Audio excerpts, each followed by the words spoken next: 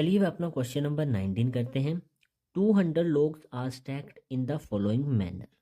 हमने टोटल एक जगह पे 200 logs रखने हैं, यानी कि लकड़ी के टुकड़े रखने हैं, वो भी इस तरह से अरेंज करके। 20 logs in the bottom row, जो हमारी बॉटम रो होगी उसमें हमने 20 logs रखने हैं।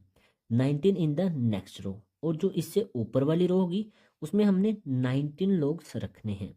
18 in the row next to it and so on, इससे ऊपर हमने 18 रखने हैं, और ऐसे ही हमने इससे ऊपर वाली में 17 आ जाएंगे, उससे ऊपर वाली में 16। वैसे हमने इनको अरेंज करके रखना है।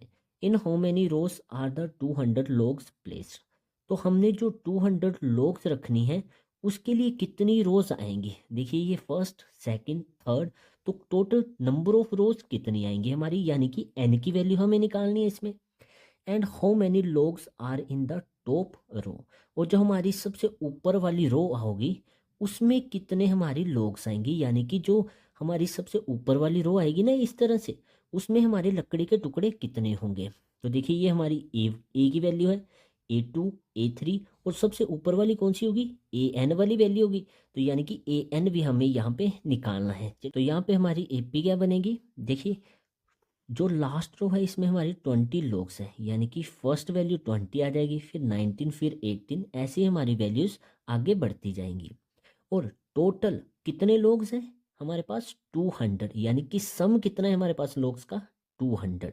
तो SN भी हमारे पास है 200। तो चलिए इसको करते हैं क्वेश्चन को। तो यहाँ पे हमारी AP क्या बन रही है, फर्स्ट टर्म आ रही है हमारी 20, सेकेंड टर्म है 19, थर्ड टर्म 18, ऐसे ही हमारी आगे वैल्यूज बढ़ती जाएंगी। ठीक है, तो यहाँ पे हमारी ए की वैल्यू कितनी आ गई, 20। डी हम निकाल सकते हैं, सेकंड माइनस फर्स्ट, 19 माइनस 20, तो डी कितना आ जाएगा हमारे पास, -1। हमें फाइंड क्या करना है, इसमें नंबर ऑफ रोज निकालनी है, यानी कि एन की वैल्यू हमें फाइंड करनी है। और जो हमारी सबसे ऊपर वाली रो होगी उसमें हमारी कितनी लोग्स आएंगी, यानी कि ए एन की वैल्यू भी हमें इसमें फाइंड करनी है। तो ये 2 वैल्यूज हमें निकालनी है।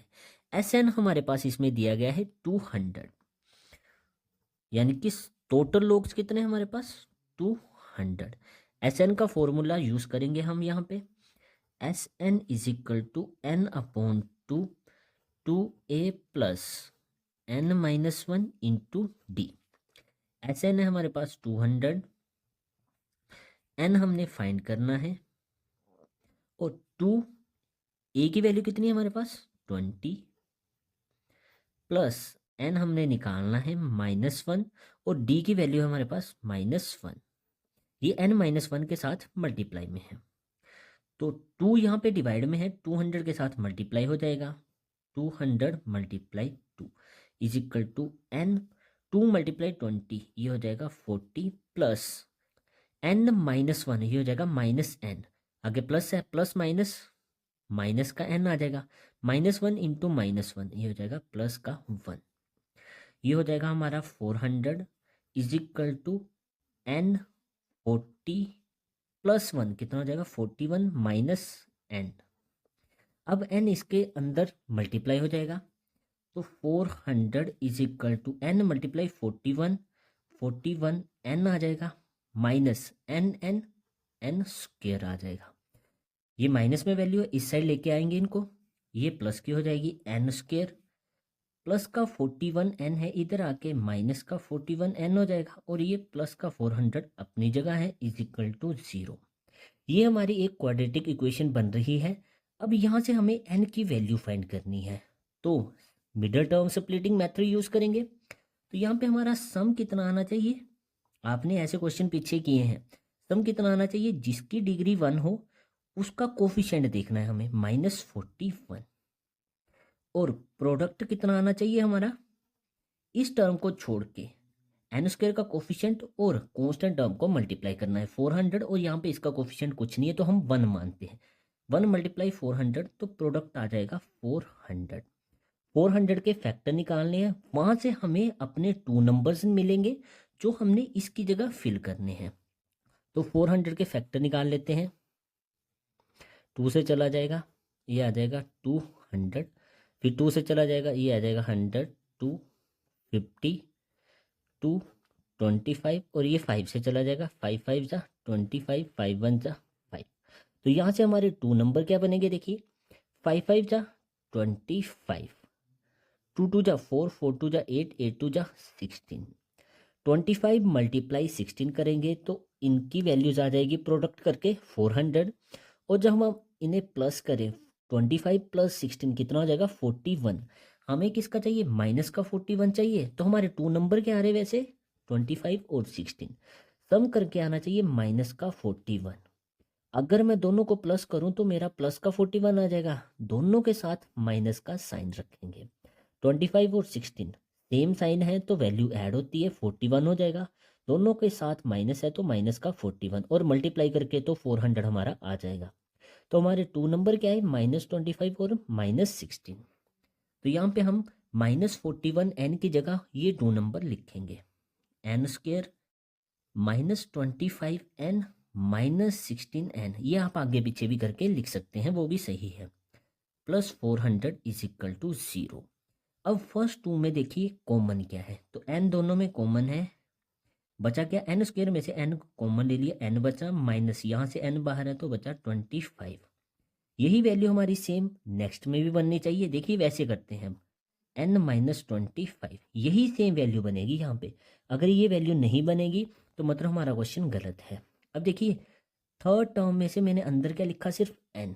थर्ड टर्म है क्या हमारी -16n, n अंदर लिखा तो बचा क्या बाकी -16। आप दूसरी तरह से भी चेक कर सकते हैं, माइनस का 16 कॉमन ले लो, बचेगा क्या अंदर n, और यहाँ से हमने माइनस कॉमन लिया है तो ये प्लस की है तो ये माइनस की वैल्यू हो जाएगी। 16 कॉमन ले लिया, 16 × 25 ये आ जाएगा 400, तो हमारी सेम वैल्यू आ जाएगी। अब देखिए जो ब्रैकेट के अंदर है उसे एक बार लिखते हैं और जो ब्रैकेट के बाहर है उसे ब्रैकेट के अंदर लिखेंगे, n -25 और आ जाएगा n -16 = 0।